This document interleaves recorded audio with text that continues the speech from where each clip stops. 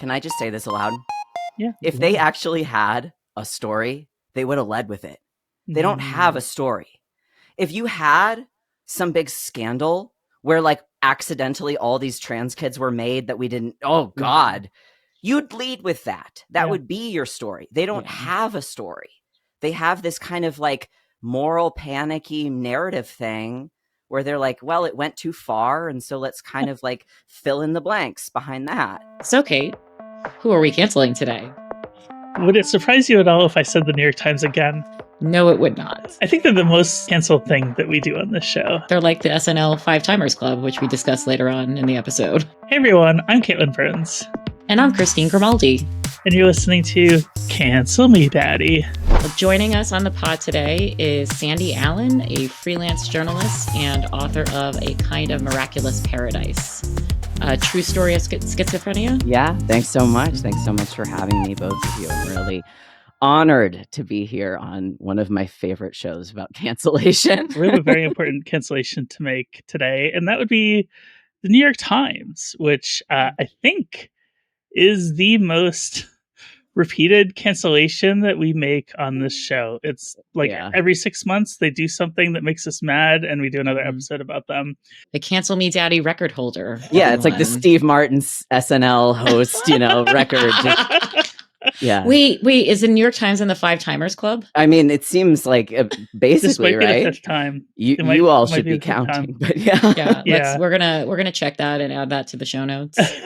They've deserved it. Regardless. So for those who might not be familiar, basically the New York Times is at it again when it comes to their coverage of trans people. But basically what happened this week is the Supreme Court made a ruling where they upheld a Tennessee law that bans gender-affirming care for youth, and cited in that conservative decision was our good friends at the New York Times. I say that facetiously. They are not good friends of mine. And they were quoted throughout. Like, the conservatives really leaned on coverage from the New York Times to make the argument that trans kids deserve to have their healthcare taken away. And what I really want to focus on today is the New York Times new podcast that they just put out about youth gender care called The Protocol. And Sandy, you have a personal relationship actually with one of the producers on that show. Is that right? Well, I know the host, Azine Qureshi. She and I were colleagues at BuzzFeed News, along with her editor there, and then at the Times, Virginia Hughes. Those two did engage my desk sometimes because they were working on science stories that could get longer. And I didn't work on her stories about trans kids. I remember that kind of being in her ether as a reporter back then. But I was like closeted and not out at all. And I think I wouldn't have gone out of my way to be like, oh, put me on that one, right? Like, I think if anything, I was a little bit like, cool, you take that. I'm someone who studies psychiatric history as a journalist. Like, that's kind of my beat. And I know enough about eugenics that I started watching that stuff and was like, this is bad. And I've known I'm trans my whole life. So it was that era, 2016, I started coming out. And then I don't remember exactly when I started noticing some of my former colleagues' names would be those names that trans people, especially very online media types, spoke with a real venom. And I had obviously noticed some of the coverage. It had started to bother me as an individual through the years, but candidly, like, the Times' mental health coverage is so offensive to me in general that I had stopped paying for it. And I have the New York Times like blocked. Like, I truly find it to be a very annoying presence in our culture, just as a mental health reporter, almost independent of the trans stuff entirely. Yeah. But the trans stuff, so to say it that way, like, it's a little bit flip, but like, it's an expression to me of that bigger error that they make in terms of like their coverage on mental health. Who do they center? Who matters? Who doesn't matter? What kinds of people get given those jobs, to decide what kinds of stories get run. And so as a reporter who's long worked in mental health and like thinking especially about like how do we make a mental health care system that's like a little better for people. The Times is one of those entities that every scene I showed up in, they would complain to me about the Times. Like reporting on radical mental health in Western Massachusetts at community farm or community centers or farms or spaces where people were involved in basically healing in a new way. They were often like, reporter, we hate reporters around here. There was a New York Times guy. And I would be like, oh, I'm so sorry. You know, that sounds really tough. And I would hear them out at the time. This is 2017, 2018, writing about mental health stuff, but their trans coverage started getting worse.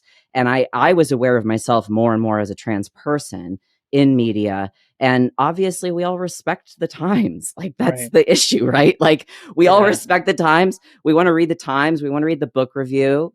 Like we care about these things on some level, or at least I'm speaking in a kind of vague we, but like that's our culture. The Times has that access by virtue of being the Times. And I think this is a good segue into the first couple episodes of the protocol. Yeah. At least the parts that I know that we all listened to. Now, I will say, not all of us listened to the whole thing. Christine, to her credit, listened to the whole thing. I took one for the team, my trans team. Yeah. As a cisgender person on this podcast, I listened to the whole fucking protocol. I listened to the first 3 episodes earlier this week. I got really mad and I was like, okay, I'm going to come back to it later this week. I loaded it up this morning during my morning walk and I tweeted, I was on Blue Sky posting about it while I was walking, which is something that I never do. My morning walk is like my Zen place where I can disconnect from everything. And I was so mad at this that I had to like get these thoughts out. So I listened to the first 4 episodes. I pretty much know what the next 2 episodes are going to be because I've talked with Christine about it. I've read other reviews of this podcast, but on the topic of the access of the New York Times, there was one part in, I want to say the second episode, where they're interviewing a Dutch trans woman. Yeah. And she was one of the earliest trans kids in the Dutch protocol, which, Sandy, I think you can speak to us a little bit more about the Dutch protocol in a little bit. But there was a line that the trans woman said where she was like, oh, my former doctor that I worked with as a child trusts you, so I trust you. And I heard that and alarm bells were going off in my head. And I was like, oh, girl, you are in danger. Not in danger, but like, it's like, it drove me crazy because this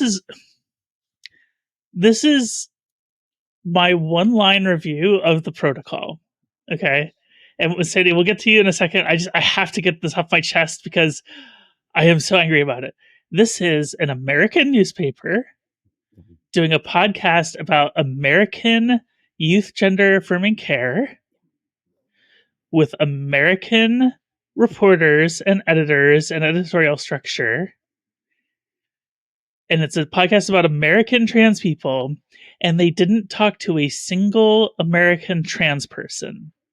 Now, there's reasons for that. American trans people do not trust the New York Times anymore. Or this reporter. And the parents of this trans kid. Yeah. And the parents of trans kids don't trust this reporter or that institution. So they had to go overseas to find these people. And if you were just like a normie, uninformed, just, regular New York Times, reader, you'd have no clue about this. Exactly.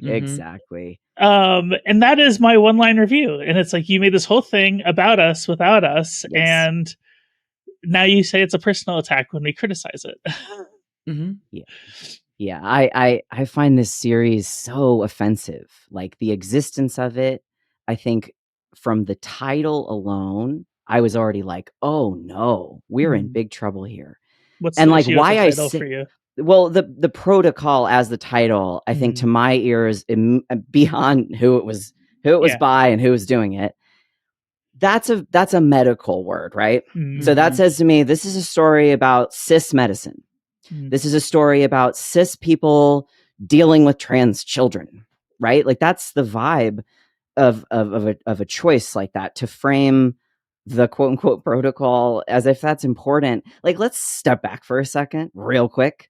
Like psychiatric history in general, we're looking at the last century. The biggest debate within that whole space on Earth is who is in charge.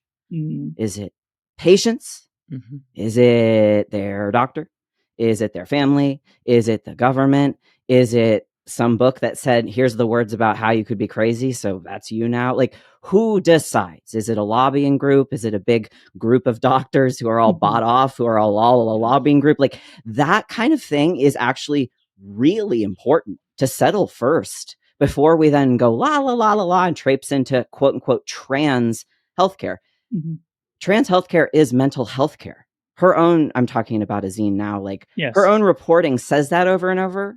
She seems to understand I think to trans people like myself who are on hormones, very kind of evident fact that HRT is mental health care. It's powerful mental health care. There's research that shows that, where HRT kind of cleans up compared to a lot of other psychiatric methods that are on offer.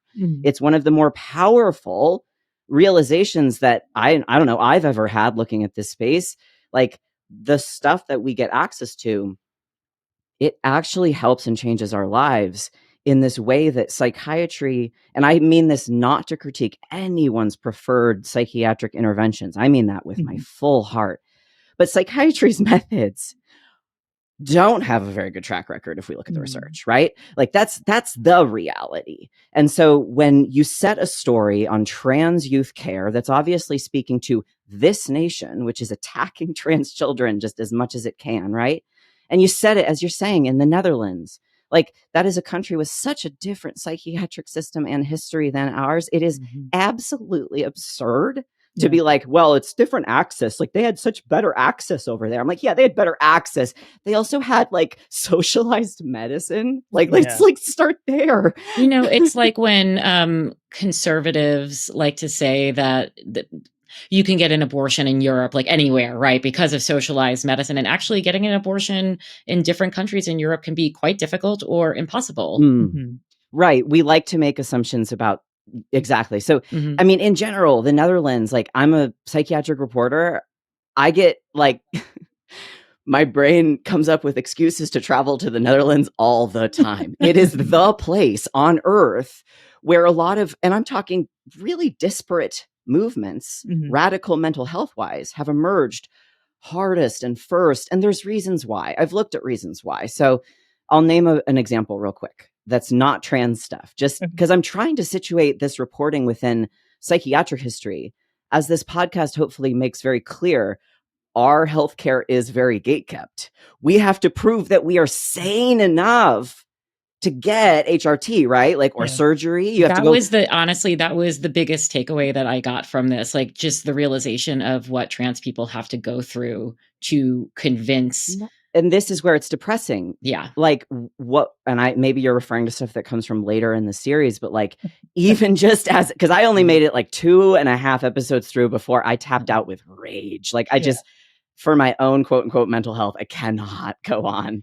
Can you tell us what particularly enraged you? Weren't missing anything. I really lost it at that point where they were doing that shit that's oh, but the girls, little girls want top surgery. There were disproportionate numbers of girls. And I'm fuck all the way off from my trans mask fucking heart. This is personal. And let's think for 2 fucking seconds. You allowed more trans kids to have healthcare. More of them accessed it. And you noticed a disturbing trend of there used to be more boys and now there is more girls. And I'm well, I wonder if there could be something in play here, I don't know, socialization and the fact that some groups are allowed to be more assertive and others aren't. To me, there's such a natural explanation for that. And to see that as sinister, I'm in general, their premise seems to be in the olden days, there was boys and girls. And now, well, who fucking knows? They have this. That's the trans guy in the first episode, yes, Sandy. Yeah. Even he says that. He does. I felt really bad for him, to be honest. So in the first episode, they have this trans man who they found in Europe, and he's stealth. Like the woman in the second episode, she's stealth. Yeah. Like, and meaning she passes as cis, meaning he passes as cis Yeah. in his daily life as a doctor.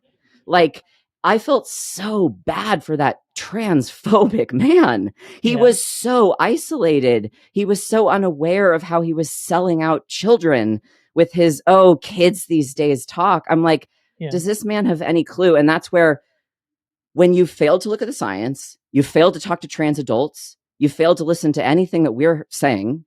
Instead, you're picking these sources who are going to give you exactly what you want to hear.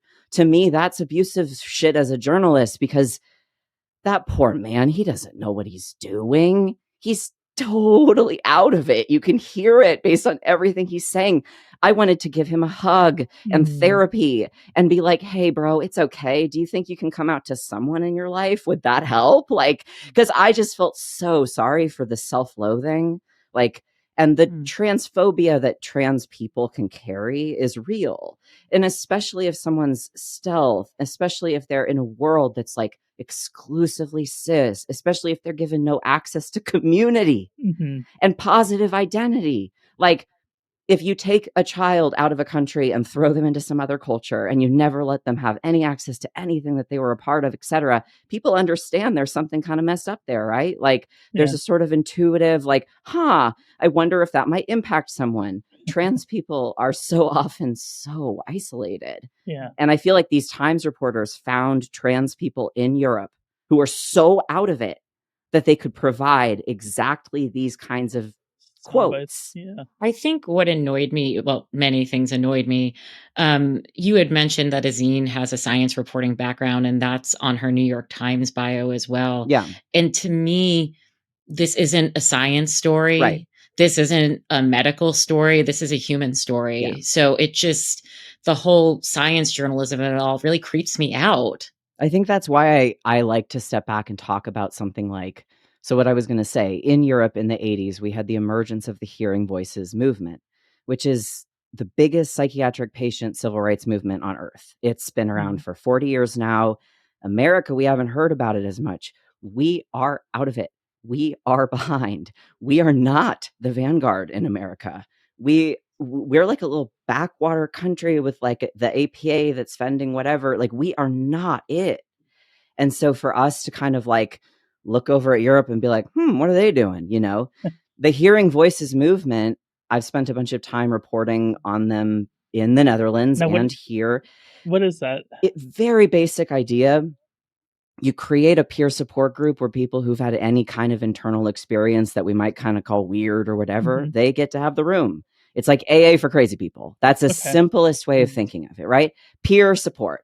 And it's really like not, oh, we're going to put some diagnosis on you and, oh, we're going to force you to do this or that now because you've confessed to XYZ experience. Like, it's a space where voice hearers, people who've seen visions, people who've had unusual and extreme experiences can have a room of peers. I'm a reporter who's been covering that movement for years. I've also sat in those rooms as an individual. I've found them helpful because it's just a non-judgmental place. And that movement has been emerging from the Netherlands for 40 years. It's all over the world. And it's about centering people.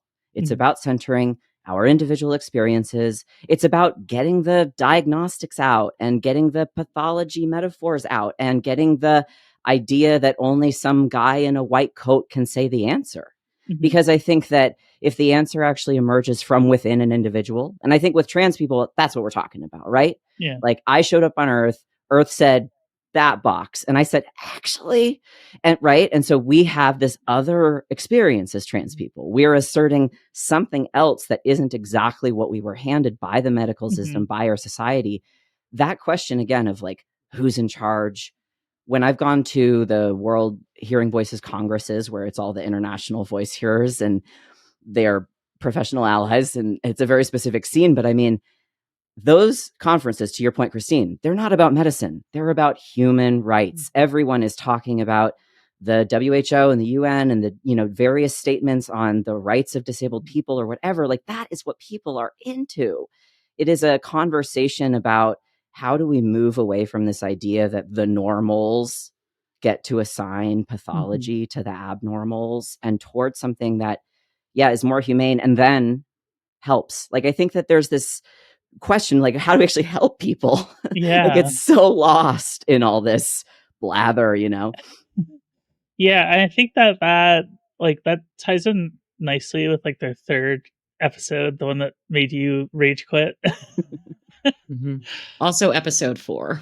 Also, episode 4, which was It only legit. looked like it was getting worse. Let's do 3. Let's do 3. Episode 3 first. Episode 3 was straightforwardly pitting two cis women against each other. Like, that was the format of the episode. So they took Laura Edwards Leeper, who was a very early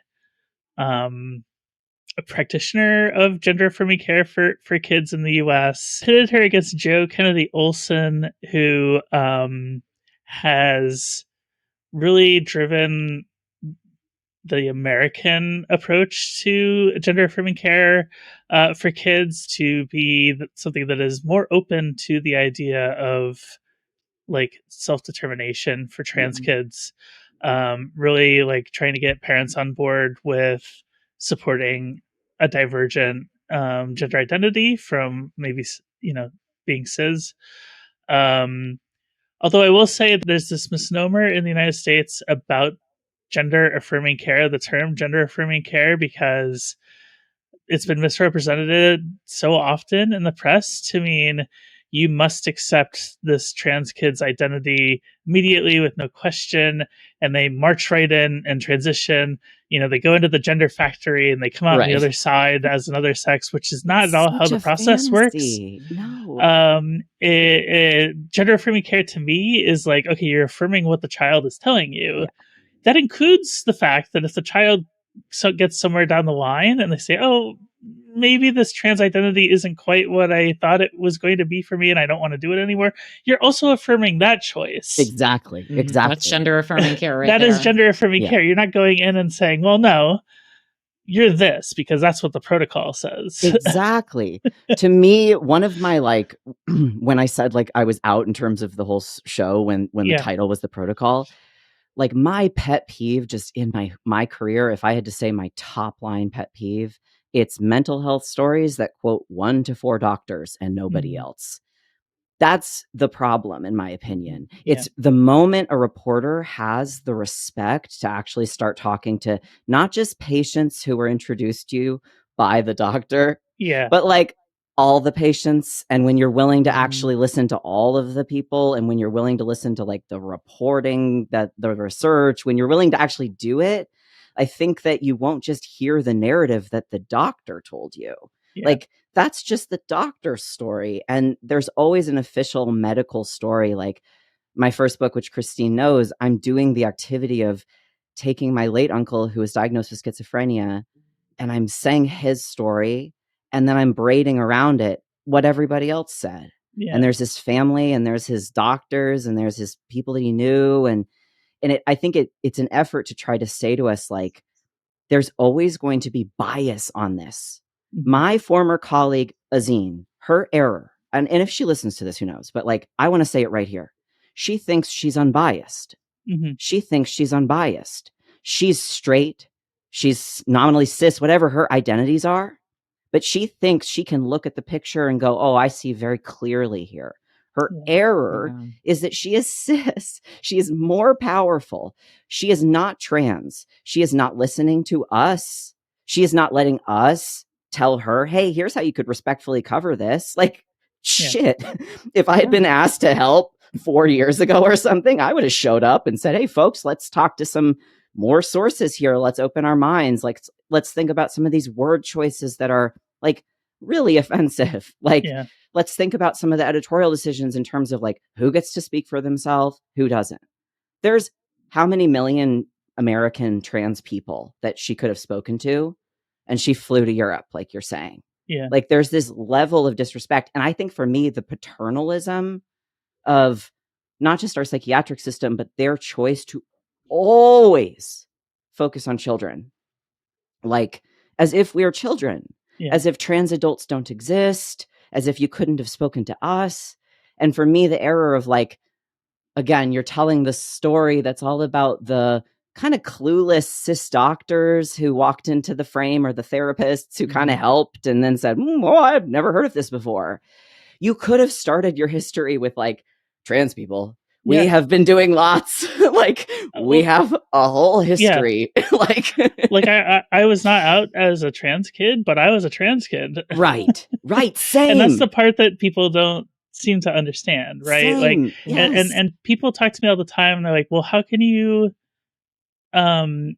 tell kids, or how can kids decide if they want to have children of their own in the future? And that is something, like, I'm a parent, like, I have 2 kids and I'm a trans person, and I understand that literally the only reason I have those kids, besides the fact that, I was in a loving marriage for a decade, was the fact that I didn't transition as a child. And I have very conflicted feelings about this.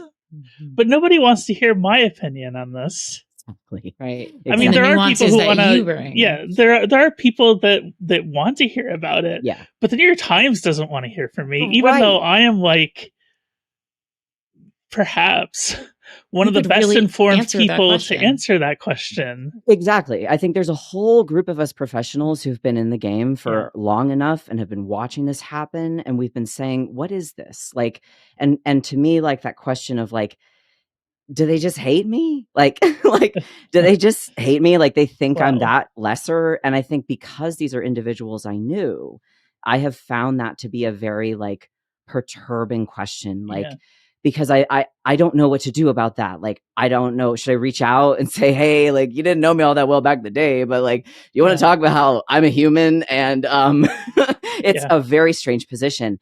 And that's where what's really helped me is one of my like kind of reporterly niche interests is cults and brainwashing, and how do some quote unquote smart people wind up doing very stupid stuff, right? Like the classic is the person who's smart and has money and a degree and winds up in some stupid looking cult, right? With like volleyball boy or whatever, right? Like that's the classic, branding yourself in volleyball boy in Albany or whatever. Like that shit. How does that happen? Right? Like that it's kind of funny, but it's also not funny. And I'm someone with a domestic abuse background. And when I've been studying cults, I realized, it's also the same scholars who look at, why do women stay in shitty marriages? Why don't they just leave? Why don't you just take the kids and run? I mean, that was the only question on my mind my entire life as a kid. And so that what traps people in a psychological kind of bullshit tornado that they can't see that, hey, everybody who knows about this has said to you, please stop doing this. This is hurting people. You've had this huge reckoning come from like I can't imagine personally if that letter had been delivered to the Times ever submitting a piece on that topic again. I think I would have too much pride. And so something else is in play there. And I don't want to speculate as to like, why does any individual make it their life passion to bully trans people? As a formerly closeted trans person, I have a guess, right? But that's on them. And so whatever's going on for them, even if it's just whatever, careerism, selfishness, really latent bigotry, they don't want to face, whatever it is, I'm not actually interested, because to me, there's more adults in the room and we need to be cutting it off. We need to be saying, cis and trans media professionals alike need to be identifying this as harmful work that isn't actually scientifically fair. It's not humanly fair. It's just not fair. And the refusal of that institution to have any trans people on staff in a real way is so telling. Like, they don't want us there to say, hey, actually, that wouldn't be the way. Let's shift. That frame's a little off. Like, that's kind of offensive, that word choice. Like, that's what editors do. Yeah. That's the point. Do you have any guesses as to what is going on institutionally at the Times? Well, the transphobia must sell, right? Yeah.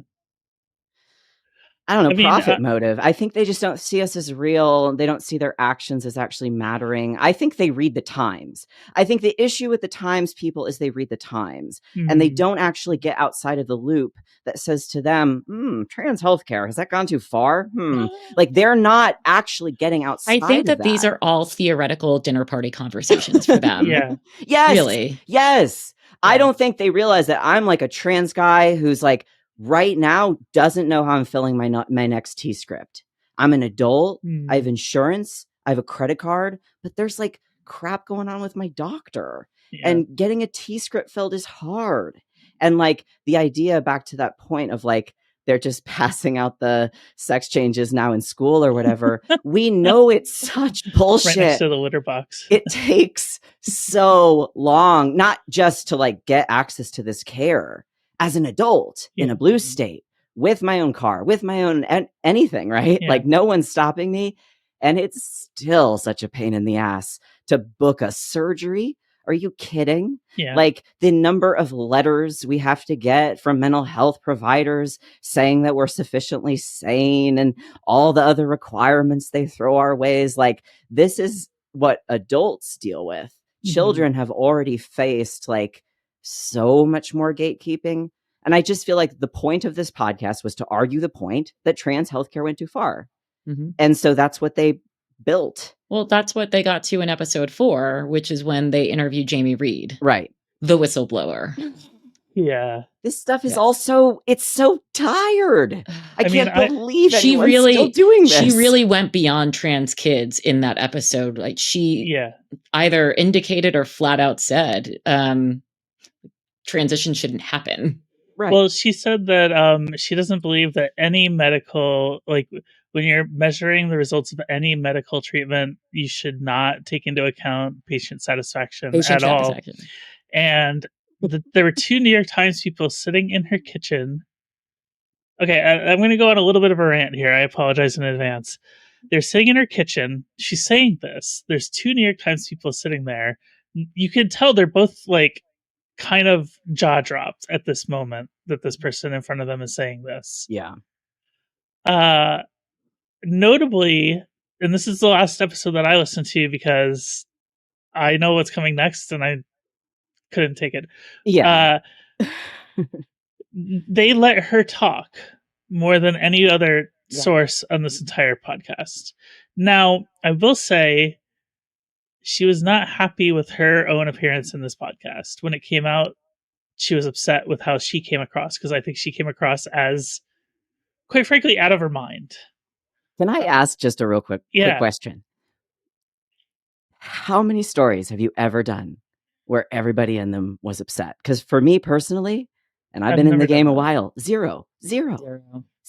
There's, I mean, I am not going around making my sources hate me. My sources, that might be complicated. Well, there are a few sources that hate me. You're more, that's why I was I'm like, I see, it might just be me, but like, I have never had even one story that resulted in the amount of like vitriol that it seems like she just regularly goes through and just like makes people upset, you know? Well, this is part of my point about this is these 2 New York Times people, including Azine, are sitting at this kitchen table listening to her rant like this. And less than a week later, she publishes this glowing profile of Jamie Reed. Yeah. Well, that's why she's not saying anything. And is including her in this podcast 2 years later. Like they recorded this interview 2 years ago, which people don't realize. It wasn't last week. It wasn't earlier this year. It was 2 years ago. And she's writing like, this person is so brave for stepping forward. And you know how I felt listening to her. Yes. Because I have an abortion background. So it was like Abby Johnson all over again. The Planned Parenthood. Yeah, she's a Planned Parenthood whistleblower. Yes. She worked in an abortion clinic. And I don't know if like the fetus danced for her or something. Because she claims that, she's become a huge figure in the anti-abortion movement and has profited off of it as well. Exactly. And so when I was listening to this episode, and I mean, I knew who Jamie Reed was, but I was just having like just rage coming out of me because the grift was just so obvious. Yes. And yeah, like Azine and her producing partner, yeah, I could hear that they were like, I don't know, shocked maybe by some of the things that she said, but she did get most of the episode to say that. For me, at the very top of the series, when Azine's colleague, who's co-hosting with her, who appears to know nothing, is setting everything up. Yeah, he just knows nothing. That's his point. Is he's inexpert. He sets her up as my colleague who's been reporting on this for a long time. And I was like, this is really good. It's like big, I graduated from one of Canada's top business schools and got really good grades energy. Like, she's been covering trans people for a really long time. And I'm like, yeah, arsonists are fire experts too. Like, what the fuck is this? Like, this is wild. Like, that these are the two, it's like Dumb and Dumber are going to be our two conduits here. And yeah, compared to him, she looks quite smart. However, like you're saying, there's not an actual, like, they don't have the wherewithal to even challenge a big grifter or some bullshit. They don't have that. They're just kind of going with whatever they're being told. And they think that that's very profound. But what they don't realize is that there has been, and I'm going to say it, a vast right-wing conspiracy to seed these ideas in their heads.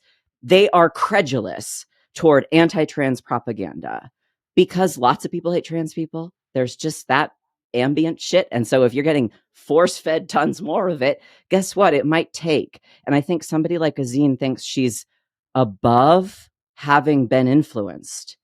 But that's, again, to my cult point, that's not how it works. Smart people get trapped in shitty marriages. Smart people get trapped in cults. Like, it's not about smart. It's about, do you have the wherewithal to notice, for example, if you've been fed a lot of crap and you're kind of repeating it, and, you know, maybe your own sense of your own goodness is now bound up in never facing anybody who says, hey, could you stop? Like, and that's where I'm like, this is just addiction. This is just alcoholics who don't want to admit they have a problem, you know, like it's the same shit. I do give them credit for at least mentioning Evan Urquhart's story about the fallout from that Jamie Reed profile that Azine wrote. Evan wrote this story. It's infamous in trans circles now, where the headline says, "You betrayed us, Azine," and that was a direct quote from one of the parents of the Missouri clinic that Jamie worked at. And they included this is another part that I have to make sure that I mention. They included an audio clip of a parent confronting Jamie Reed outside the courthouse after Jamie testified in a trial, I believe it was. No, it was before the state legislature. Was it before the state? I thought it was in the courthouse when a federal judge was hearing about it, but it was one of those two anyway. And the parent, I thought, came off justified. Okay. But at the same time, we learned later that this parent went to the producers of this podcast and went up the ladder at the New York Times saying, please do not include that that audio clip. And they said, well, we have the right to run anything. And this woman, like, this is her child, like, that is potentially getting exposed in this national platform. They did disclose to her that they were recording, but at the same time, like, if I had a source that came to me visibly upset and said, can we please not include this? I'm not going to include it. Exactly. And that includes the anti-trans side, by the way. If you had a parent who, like, didn't agree with their child's transition and they said, there's this personal thing, I don't want you to include it, I think I would most likely not run it. I agree. I think as a report, like someone yesterday asked me on Blue Sky, like, when does reporting become abuse? Because I was going off on this protocol series. And I thought it was a really good question. And I'm like, well, there's this power question always of like, the reporter is more powerful. Like, we know that because we do this job. We get to decide who gets quoted and who doesn't. We get to decide who gets spoken to and who doesn't. Like, we get to decide what we actually write, you know, like, the person that we're putting the microphone in their face, they don't have a lot of power, even if they think often people are like, oh my God, like, this is big. I'm talking, but that's not real. Like, you're going to maybe quote them, maybe not, like, and so there is inherently more power when you're the journalist. And so with a cis journalist talking about trans children, for me, like, there's even more of a power imbalance there. Like, there's even more of a requirement to be like really respectful. Yeah. As you're saying, even if someone, like, if I had a source who said, hey, I don't want you to do this or that, like, am I necessarily going to do what they say? No. But if someone communicates to me that they're already uncomfortable, like, if I then publish whatever it is against their will, even if it's my right to do so or something, like, that's not necessarily going to work out well. Like, I'm probably going to wind up feeling bad, right? Like, so I just think that there's this professional question for me of like, what's the journalist's job? Like, why are you disregarding so many adults in the room in order to kind of craft your little stories here? And ultimately, if you were to stop doing that, like, there would be room, I would hope, for others who actually know more about this space to do work that could get heard, because that's part of it too, is it's clogged up. All of this. What are we fighting about? Who is Jamie Reed? Who cares? Yeah. Trans children are losing health care. The Supreme Court has come for them. Like, this is all just cis nonsense to me that is such a distraction. Even these stories that are all about, oh, this doctor and then that therapist. I'm like, this is a way of thinking about us through a lens that sees us as somehow the issue. And a lens and a power imbalance. Exactly. There's always going to be a power imbalance between a patient and a doctor, even if you love your doctor. Yes. It's such a great point. And I think it's why, for like me as someone where, my pet peeve, like I said, is 1 to 4 doctors being the story. Like, the reason that's an issue in psychiatry specifically, I mean, this is true in trans world, but psychiatry in general, is that so often the institutional narrative and the patient narrative are not the same. Like, and a good journalist, I do think it's possible to do this. And there are even cis people who do this work well and respectfully. A good journalist would see the whole scene and would talk to all kinds of families and would talk to all kinds of sources and would have some American trans people in there, right? Like, I think there's an amount of, this could be done very well. Like, I could imagine in my heart, like, some alts, if we had just had a different timeline here and the Times were like doing great work, we could have some 6-part series on the devastation that families are experiencing right now in the wake of this very predictable Supreme Court ruling, which has nonetheless been very bad. So they could have done that, but they don't. Instead, they ran 16 stories. I counted. They ran 16 stories about the Supreme Court ruling and kind of chiding the left and trans people for like going too far or asking for too much. It was including, by the way, they ran this really awful, inaccurate piece that didn't get, I think, a single fact right about the timeline of events, that basically like blamed trans rights activists for taking this particular case to the Supreme Court. And quite frankly, I had never heard of the writer of this piece, and I forget his name, and I don't want to remember his name.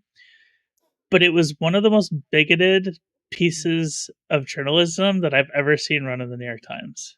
I do think, to that bigotry question, if I may, because sometimes one of the things that I feel like people are asking me is like, why do they hate trans people so much or whatever? And my answer is like, I don't even think they think that. Like, I don't even think they know what they're doing. I don't sense this as being very like, yes, I get the effect is it's very bigoted, but the same way that like white people walk around being like, I'm not racist, or like men are like, I'm not sexist, but then they are. Like, all that matters is your actions, not your words. I don't care if you call yourself an activist if your effect is you're hurting trans kids. Like, you don't get to do, so it's like a drunk who's out of control can be like, I don't have a problem. Does it matter what he thinks? Like, I think that, to me, like, these people who've demonstrated such recklessness and such apathy towards trans people and are still like pretending like they have any business doing this work, that to me is where I'm like, yo, give me your keys. Get out of here with this. Like, you're drunk. I want to be conscious of our time and acknowledging the fact that we only have gotten through 4 episodes. Now, having said that, Christina's the only one that listened to the I didn't listen. two. I got you. But I will say I can kind of probably already tell you what episode 5 was. It was all about the cast report in England, which again is not in the US. Mm-hmm. And I also think that was the episode where they kept saying there's not enough research, and again making this point that, you know, clinicians have been the ones often in consultation with parents and kids to talk about gender affirming care, right? Mm-hmm. And they're ignoring clinician, I guess, experiences or what they're reporting in search of research that's going to tell you something about trans kids 10 years from now, 20 years from now, 30 years from now, numbers that don't matter in terms of humanity. Yeah, I think in psychiatric world, there's a tendency to favor what sounds like studies and certainty. But like in psychiatric world, let me tell you, there's no such fucking thing. We can't actually study people. That's like the issue always. Like, can you tell us about the cast report? I can tell you all about the cast report. Well, I wanted to, you know, in case our audience doesn't know about the cast report. So the cast report was a evidence evaluation, I believe they called it, that was commissioned by the UK government. It was commissioned by the Conservative government there before they lost power. And they pulled this woman out, Hillary Cass, to run this thing. She's the only person that we know of that actually worked on it. Everybody else that worked under her on this evaluation was unnamed. Mm-hmm. So we do not know who actually produced any of this stuff. And when the report was released, I'm going to make this point and then I'm going to move on to what the cast report itself.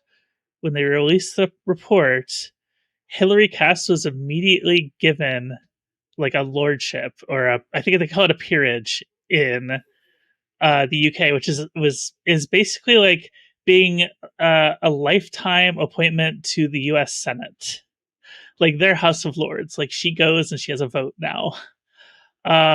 She did transphobia that good. I mean, that's exciting. And they deliberately picked her and made a point of that on the episode because she knew nothing about trans kids. Right. And they nothing about trans people. Right. She knew nothing about, she had never worked with objectivity. Trans kids. That's objectivity. That's the error, right? It's been my opinion since the start that the fix was always in on the cast report, and she delivered the result that would get her a peerage from a conservative government.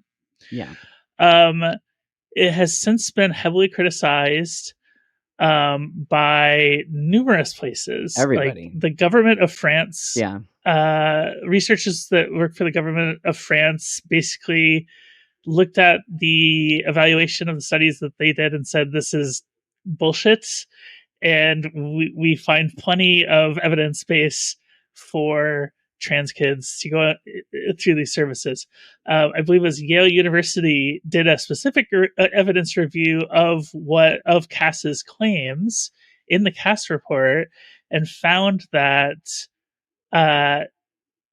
they basically came out and accused the people behind the Cass report of intentional bias, because what they did is they set the standard of proof so high that it wouldn't get passed by any psychological or medical studies. Mm-hmm.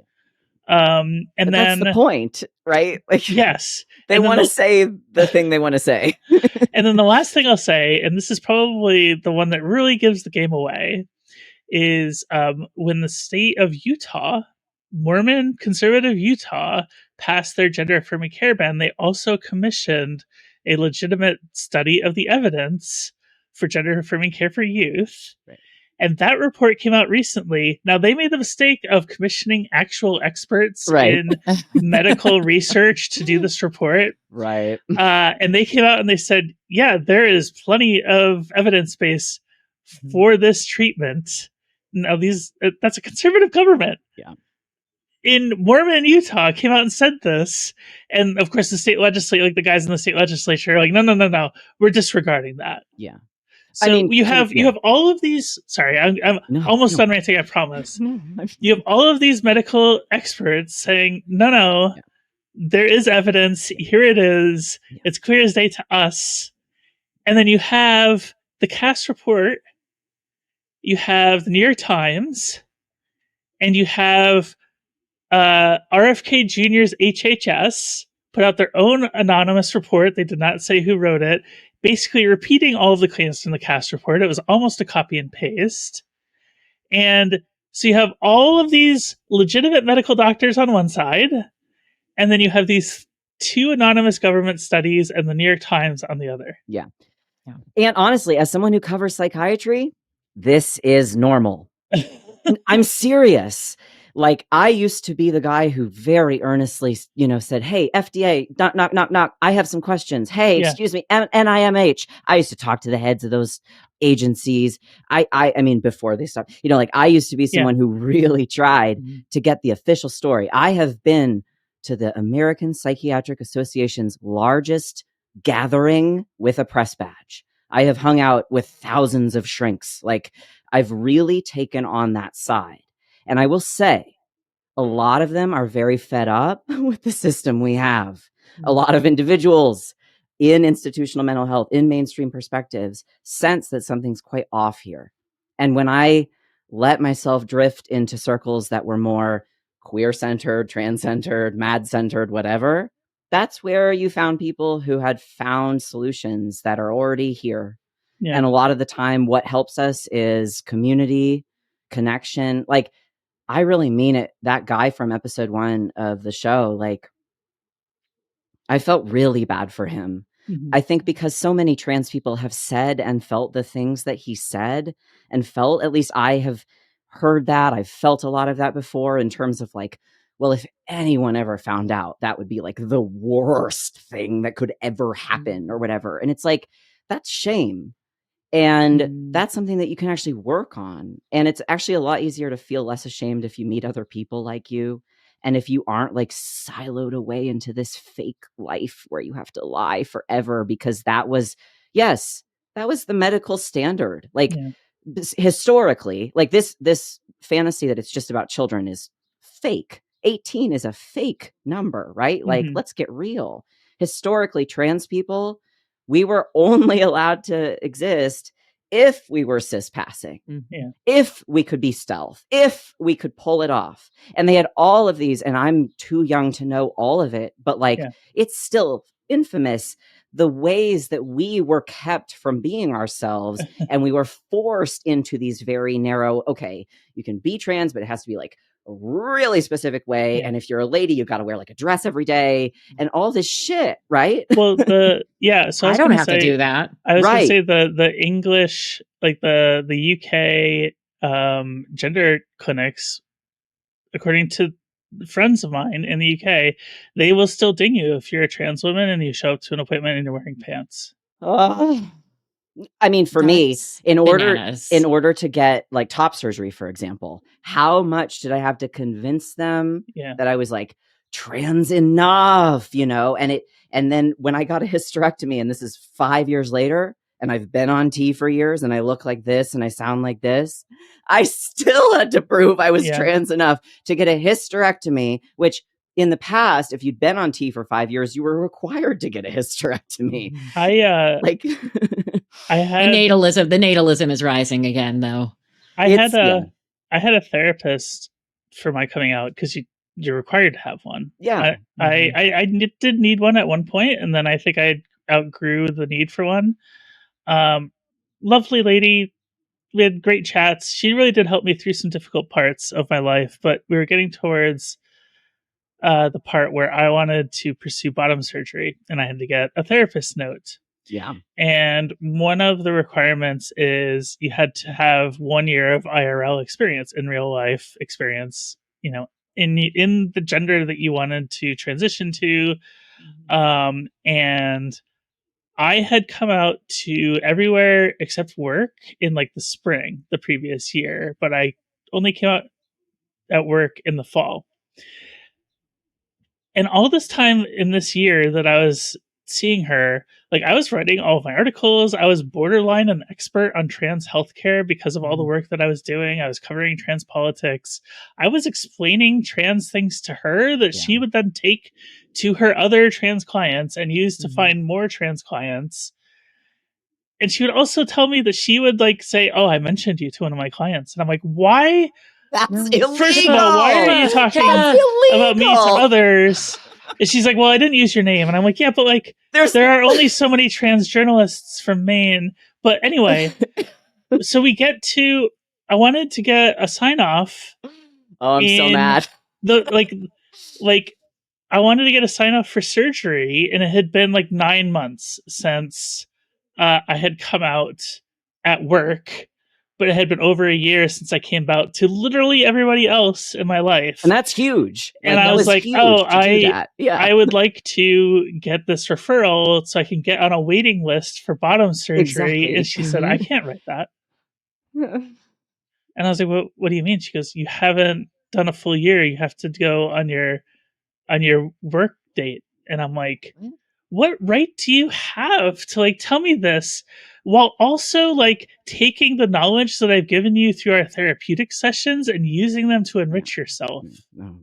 This is why the paternalism of the cis gays being the kind of medical and media gays. Yeah. This is the issue, is that they think it's their right to stop us from being who we are. And that's such bullshit. Like the first time I had the bravery to say to a doctor, and she was supposedly some gender expert, cis lady, I said, "Hey, I want to start T." I was in my 30s, right? Yeah. She talked me out of it. She said, "Oh, health, this, that, heart, this, that," scared me. I left her office without a script. And how many years later did I get a T script? Yeah. And I get so angry when I think about quote unquote allies like that who think that their job is to tell an adult, like, do you know how hard it is to say to a doctor, like, "I'd like to get surgery," or "I'd like to get hormones"? It's really hard. Sorry, folks. Like, if you've never had to do it, and then to have that person not receive it. Yeah. I actually I feel such rage about that still. And I think it's because she's someone who, when I see her name out there as the expert or whatever, I'm like, bullshit. Yeah. You don't understand how much pain I was in that day. You don't understand the cost of having turned me down and how much time it took me to build the courage up again to find another practitioner and say, "Hey, hey." Like, it's so hard. Yeah. And so for a child, like, let's suppose different timeline. It was the 80s and 90s and trans kids could have existed back then. I would have been the kind of kid who would have opened my mouth right away. I would have said, "Give me the shit." I would have said, "I'm trans." I would have said anything I needed to say in order to get healthcare. I didn't have that. I didn't have that as a possibility. No doctor ever saw me and said, "Oh, you look like a tomboy. You look like you're having some problems." Like, no one ever talked to me, right? And so somebody like Azine, who's sort of like moral quest here, is to prevent, like, I think the idea is, because cis people are better than trans people, if we would accidentally make one trans person, that would be an issue. Like, that seems to be their working premise. Because in the original days, there were boys and girls. Okay.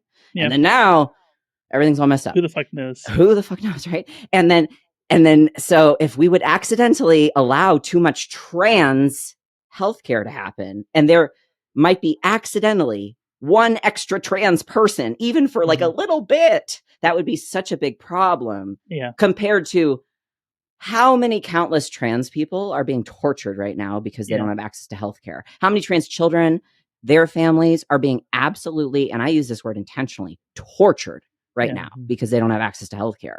And like, that doesn't matter at all. The moral calculation is one cis person being injured is a huge issue for us. In theory, can I just say this aloud? Yeah. If they actually had a story, they would have led with it. They don't have a story. If you had some big scandal where like accidentally all these trans kids were made that we didn't, oh God, you'd lead with that. That would be your story. They don't have a story. They have this kind of like moral panicky narrative thing where they're like, well, it went too far. And so let's kind of like fill in the blanks behind that. They did mention that they found one single detransitioner from that Missouri clinic. But what they didn't tell you is that that person doesn't regret at all their initial transition.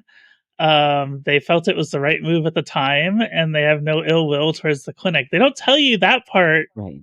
in the podcast. Exactly, because the point is to prove that trans people have gone too far. The point Yeah. is to not show reality. Like, I think all of us trans folks, like I know someone, for example, who detransitioned, to use that word. Yeah. This is someone who I respect a lot. I still respect a lot. This is someone who's older than me. This is someone who's taught me a lot. Like, just because I used to know them by a different name and pronoun, and now I use a different name and pronoun, what the fuck? Yeah. Why would that ever be a problem for me? Like, I'm a trans person. Like, Yeah. to me, there's such a false binary between trans people and detransitioners. Like, that's actually another false front in this war. The only front is between the fascists and me and my community. Like, that's it. Yeah. There's just, you're fighting against me or you're fighting with me. Like, if you're silent, you're against me. If you're both sidesing, you're against me. You know? I went on a date one time with somebody who they're like, yeah, I transitioned at one time and then I transitioned back, and I was like, oh, you're a detransitioner, and they looked at me and they took a deep breath and they said, so there is a word for someone like me. See what I mean? And I'm like, and that is gender affirming. And the access to community matters so much. Right. Yeah. Okay, we are like way over time. And Christine, what the hell happened in the 6th episode? Yeah, the 6th episode. The 6th episode, they found the detransitioner. Are you okay, first of all? Like, having finished because I listened to all 6 episodes. It was an honor. Yeah. You know, Christine, but thank you for taking one for the team, honestly. Yeah, no props. I'm just struggling to remember what exactly was in it. But yeah, they talked about puberty blockers. They talked about basically like the bans that are happening right now, like where it's called the now, and it ends with a bunch of people talking, but to my best recollection, they don't really identify who's talking. So it just feels like a cacophony. I don't know. It's a lot of noise. And it's really hard to get at what they're trying to say beyond, I guess, creating confusion. Yeah. Right. I think, you know, as the editor of this podcast, as somebody who's done a podcast for 5 years, one thing, and this is an editorial note for them for the future, if you ever do this again, which, by the way, if you ever make an American podcast about American trans people and you can't find an American trans person to speak with, you leave it on the cutting room floor. I'm sorry. But anyway, if you happen to do this again, less narrator voiceovers. I don't trust these people to say that one of the European trans people said something if I don't hear the European trans person say it themselves. Yeah, there was a way that this show was being presented that for me was really it made me upset. And it was that sense that it was like, oh, hey, I'm going to hand you a little fact, and then I'm going to hand you another little fact, and then I'm going to say a little bit. And I'm like, hold on now. What is all this? Like, it was as if we were listening to Serial or something. But what is the question at the center here? Like, what is the actual driving force behind this? I was really confused, except when I would realize, oh, they don't think any trans people will ever listen to this. Like, I am not their audience. Like, because I'm standing there in my garden, like jaw slack. I'm so offended because it's like taking pains to be like a trans boy, born female. Like, you know, where I'm like, isn't that the problem of it though? Because it's going to play to a largely cis audience. A largely cis audience that probably considers themselves liberal, right? And this is coming from the New York Times, which conservatives have criticized so long for being liberal, and it's all just being laundered. And then people are just going to believe it. Sandy, thank you so much for joining us. Thank you for letting me. Thank you, Sandy. Talk about all this. How can our listeners keep up with you and your work? Great question. I write a newsletter called What's Helping Today. That's on Beehive. Okay, we'll link to that. And I am on Blue Sky, Sandy Ernest Allen. Those are the best ways. All right. Yeah. Thank you so much for joining us. Thank you. A pleasure. Christine, one quick housekeeping item today. Yes.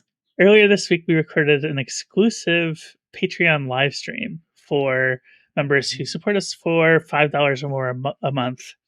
And we had a really great time, right? We had a bunch of people show up. The chat was lively.